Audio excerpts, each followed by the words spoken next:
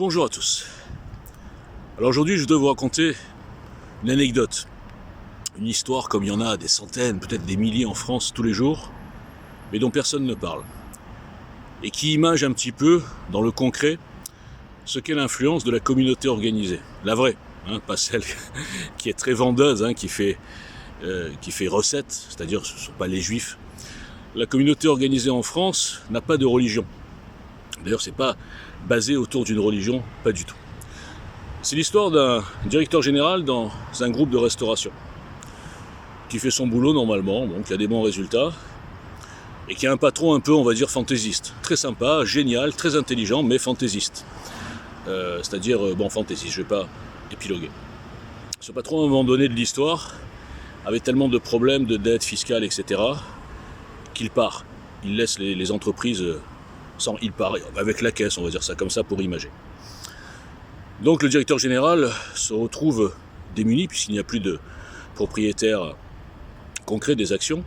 Donc directeur général, alors que les résultats des sociétés, des restaurants sont excellents, notamment le premier chiffre d'affaires restaurant de Lyon de l'époque, je ne vais pas donner de nom, juste quelques indices, eh bien il est obligé d'aller déposer le bilan.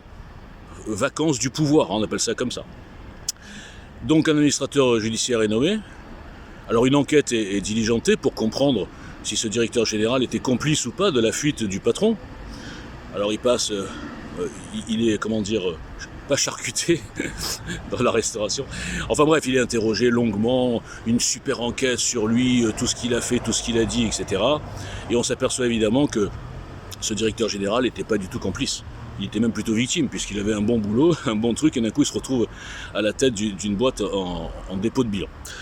Donc, et il était tellement pas complice et innocent, on va dire, que l'administrateur judiciaire décide de le maintenir à son poste. Ce directeur général, pendant 2 ans, fait des chiffres encore plus records que ce qu'il y avait avant. C'est-à-dire qu'il fait bien son boulot. Alors évidemment qu'il n'est pas seul maître à bord, il est maître à bord dans l'exécutif, dans l'opérationnel, mais il doit rendre des comptes, évidemment, à l'administrateur judiciaire. Et au bout de quelques temps, ce directeur général se dit, de toute façon, ces affaires, elles sont bonnes, voilà, c'est des bonnes affaires, c'était pas un problème de rentabilité.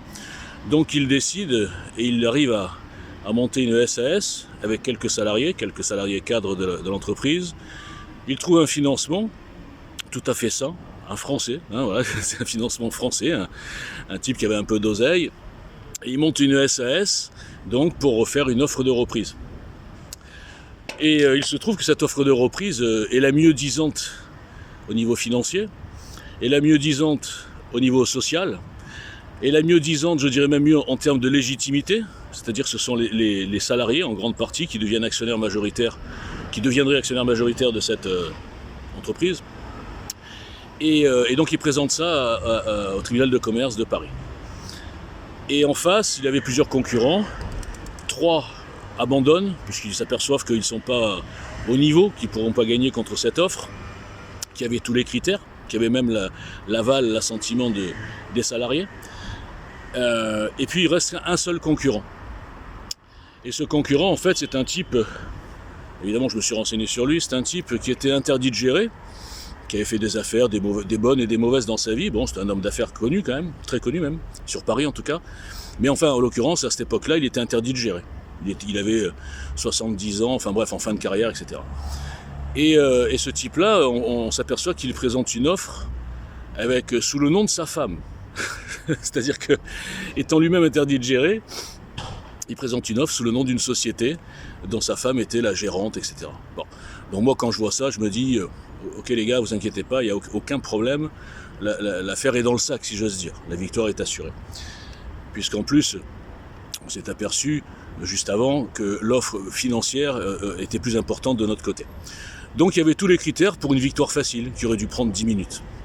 Or, nous avons un réquisitoire d'un procureur, je ne sais pas comment on appelle ça, qui fait une homélie, je ne sais pas si on peut dire ça comme ça, à ce type-là. Je suis très étonné, je regarde l'administrateur judiciaire, lui il me regarde avec une tête un petit peu... Lui il a compris mais il m'expliquera après. Et à la fin, le type dit dans sa réquisition, donc l'offre qui recueille le plus de ci, de ça, il décrivait l'offre, notre offre, l'offre de ce... Oui, enfin, c'était moi. Bon, bref. L'offre de ce directeur général et de ses salariés. Et en fait, il décrit cet homme, mais il met le nom de l'autre à la fin. Alors moi, je dis, je suis même pas inquiet. Bah, c'est moi, en fait. Bon, bref. Je suis même pas inquiet. Je me dis, bon, il a dû se tromper. Le mec, il est paumé, quoi. Et donc, il désigne l'autre comme étant celui qui devrait gagner. Un truc incroyable, bon. Et je sors de l'audience et je dis à l'administrateur judiciaire, qu'est-ce qui se passe là? Et l'administrateur judiciaire, là je vais pas taire son nom quand même, qui est habitué au tribunal de commerce, etc. Et il dit à ce directeur général, il dit, monsieur X, vous voyez, des jours comme ça, c'est des jours où j'ai envie de changer de métier. Moi, je comprends pas pourquoi il me dit ça.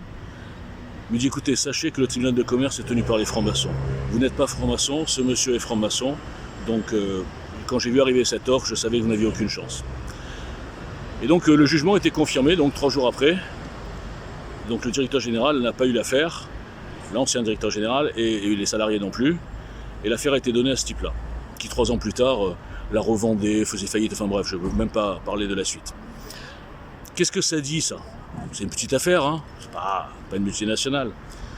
Eh bien, ça dit que la vraie communauté organisée qui tient les tribunaux de commerce, qui se coopte, qui se protège, qui est présente à 20 ou 25% dans le monde politique, dans la justice, dans plein de domaines, et qui forment un contre-pouvoir, eh bien ce ne sont pas, je répète, les juifs, ce sont les francs-maçons, qu'on le veuille ou non.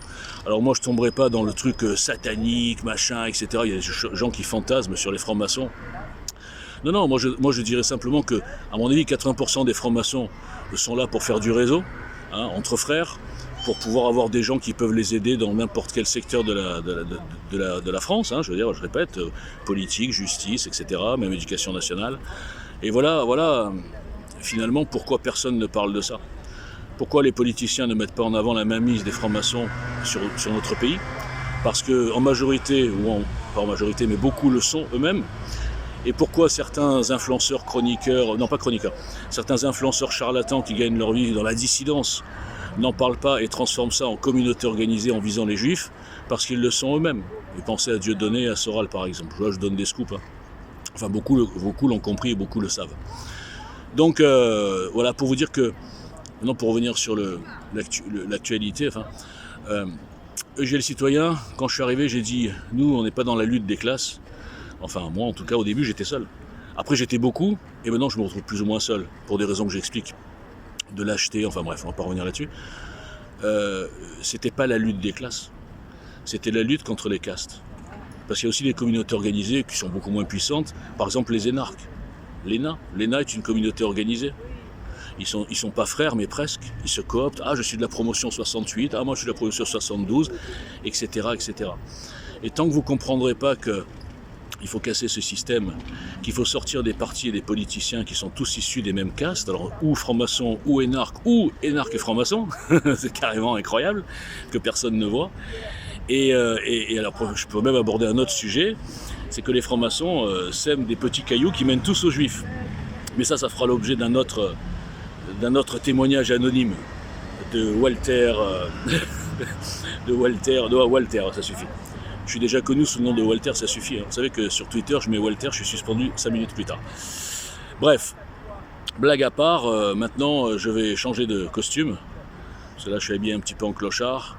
Et je vais m'adresser directement en face cam à Sérignac, le grand maître du Grand Orient de France. Il ne me répondra jamais, parce que mon message ne sera jamais diffusé, comme j'avais fait pour Jacques Attali. Les gens ne diffusent pas les messages importants, ils ont peur. Mais on va quand même essayer. Merci.